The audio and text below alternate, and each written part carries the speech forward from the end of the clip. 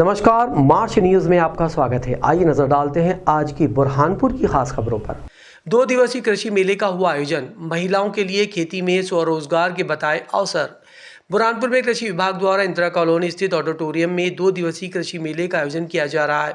शनिवार को मेले के पहले दिन विश्व महिला दिवस पर महिलाओं के लिए खेती में स्वरोजगार के अवसर विषय पर कार्यशाला हुई, जिसमें विधायक अर्चना चिटनीस, वहीं डिंडोरी जिले से प्रगतिशील महिला किसान को भी बुलाया गया था। महिला किसान ने महिलाओं के लिए खेती में अवसरों की जानकारी दी। विधायक ने भी खेती किसानी के लिए महिलाओं को परिवार से बाहर निकलकर आगे आने की बात कही।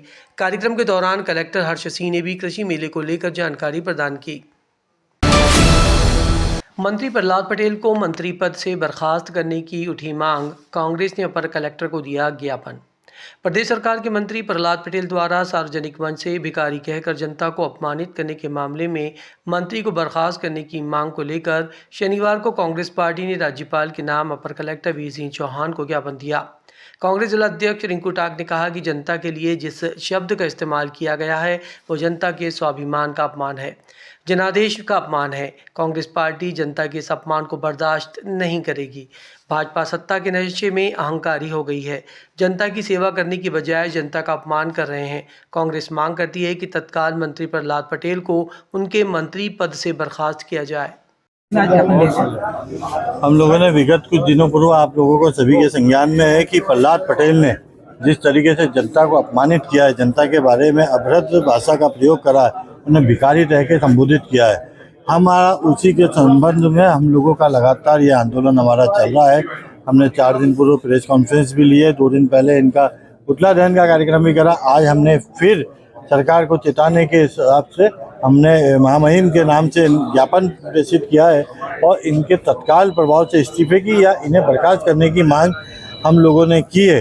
2 दिन बाद हमारा भोपाल में 10 तारीख को विधानसभा घेराव का भी कार्यक्रम है और इस तरीके से हम लगातार कार्यक्रम हमारे करते रहेंगे जब तक इनके खिलाफ सख्त कार्रवाई नहीं होती है। ये जनता से सार्वजनिक रूप से माफ़ी नहीं मांगते, जब तक हमारा आंदोलन चलता रहेगा। 2 करोड़ की बकाया टैक्स वसूली के लिए नगर निगम में लगी नेशनल लोक अदालत। टैक्स जमा करने पर दिया छूट का लाभ।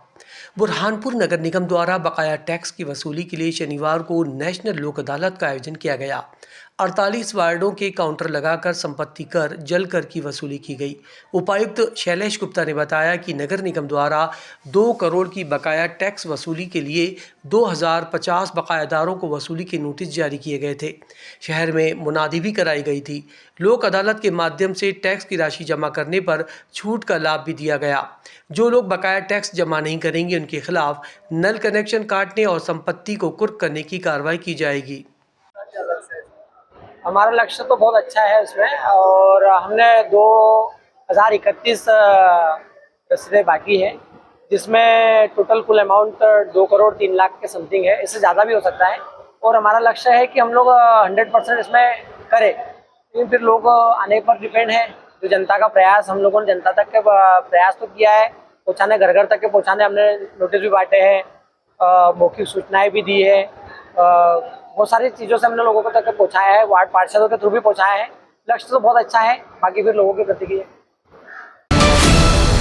जिला न्यायालय में लगी नेशनल लोक अदालत। 22 पारिवारिक प्रकरणों में हुआ समझौता। बुरहानपुर के जिला न्यायालय में शनिवार को नेशनल लोक अदालत का आयोजन हुआ, जिसमें बैंक प्रकरणों के साथ बिजली विभाग और जिला न्यायालय में चल रहे समझौता योग्य मामलों में समझौते कराए गए। कुटुंब न्यायालय में समझौता योग्य 40 मामलों के लिए नोटिस जारी किए गए थे, जिसमें दोपहर 3 बजे तक 22 पारिवारिक प्रकरणों का सफलतापूर्वक निराकरण कराया गया। परिवार के लोगों को पौधे वितरण कर सभी को एक साथ परिवार में रहने की सीख दी गई। इस दौरान प्रधान जिला न्यायाधीश ने भी नेशनल लोक अदालत का निरीक्षण किया। कुटुंब न्यायालय बुरहानपुर में करीब 25 केस हमने रखे थे राजीनामा के लिए। उसमें से हमारे पास अभी 22 केस हो चुके हैं। बाकी पक्षकार और आते जा रहे हैं। अभी तो लंच के बाद ही लोग आएंगे, अभी लंच टाइम ही नहीं हुआ है। और बहुत अच्छे फैमिलियाँ राजीनामा करके गई हैं और उनका बच्चों को माँ बाप मिले हैं और दोनों शौहर हस्बैंड वाइफ दोनों अच्छे से गए यहाँ से और उनको खुशी खुशी विदा किया गया शुभकामनाएं देके। और उनसे कहा गया कि भविष्य में इस पुनरावृत्ति नहीं करना कि आपको यहाँ अदालत आने की ज़रूरत पड़े। और सभी लोगों ने ये कह के गए कि हम दोबारा अदालत नहीं आएंगे और हम अच्छे से रहेंगे। और खुशीपूर्वक रहेंगे। और हमें उम्मीद है कि करीब हम 40 से 45 केसों में राजीनामा की संभावना है हमारी। असीरगढ़ पहुंचकर एसडीएम तहसीलदार ने किया निरीक्षण। सोने के सिक्कों के लिए खेत में खुदाई करने पर लगाई रोक। बुरहानपुर के असीरगढ़ के एक खेत में सोने के सिक्के भी निकालने की अफवाह के बाद बड़ी तादाद में ग्रामीण रात के अंधेरे में खेत की खुदाई कर सोने के सिक्के की तलाश के लिए पहुंच रहे हैं। वीडियो सोशल मीडिया पर वायरल होने के बाद मीडिया में खबरें आने पर अब प्रशासन अलर्ट हो गया है। खेत के पास रात्रि के समय पुलिस को तैनात कर दिया गया है। नेपाल नगर एसडीएम भागीरथ वाखला ने तहसीलदार के साथ असीरगढ़ पहुंचकर खेत का निरीक्षण किया। खेत मालिक से चर्चा करने के बाद खेत में सोने के सिक्के की तलाश के लिए हो रही खुदाई पर भी रोक लगा दी। अगर कोई खुदाई करते हुए नजर आएगा तो उसके खिलाफ कार्रवाई की जाएगी। आज माननीय कलेक्टर महोदय के निर्देश में हम लोग असीर के इस खेत में आए, जहाँ पे व्हाट्सएप और विभिन्न यूट्यूब चैनल के माध्यम से जो वीडियो वायरल हुआ था, उसके संबंध में हम लोग यहाँ की स्थानीय टीम और मैं आया हूँ जांच करने। तो यहाँ जगह जगह गड्ढे हम देख रहे हैं, लोग खोद रहे हैं और कलेक्टर साहब के स्पष्ट निर्देश हैं कि कोई भी ऐसी गतिविधि नहीं करे जो हमें नहीं करना चाहिए। यदि यहाँ पे कुछ भी पुरातात्विक महत्व की कोई चीज़ मिलती है तो प्रशासन के सुपुर्द करे। और आम जनता से भी अपील है कि यहाँ रात बेरात खुदाई करने तो नहीं आए और न रिस्क ले, और यदि कोई आता भी है तो उसके विरुद्ध जो है कार्रवाई की जाएगी।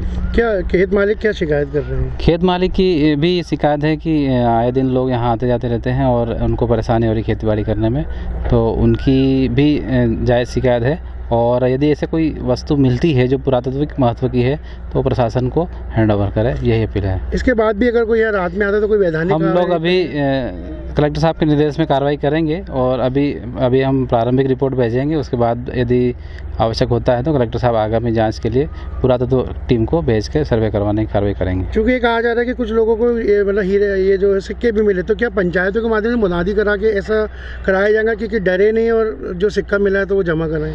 अभी ऐसा कोई व्यक्ति सामने नहीं आया है। यदि फिर भी हम लोग पंचायत के माध्यम से और स्थानीय जो टीम है उसके माध्यम से वो करवाएंगे प्रयास कि वो व्यक्ति बाहर आए। और आज की खबरों में बस इतना ही। अगर आपको हमारा यह वीडियो पसंद आया हो तो हमारे चैनल को लाइक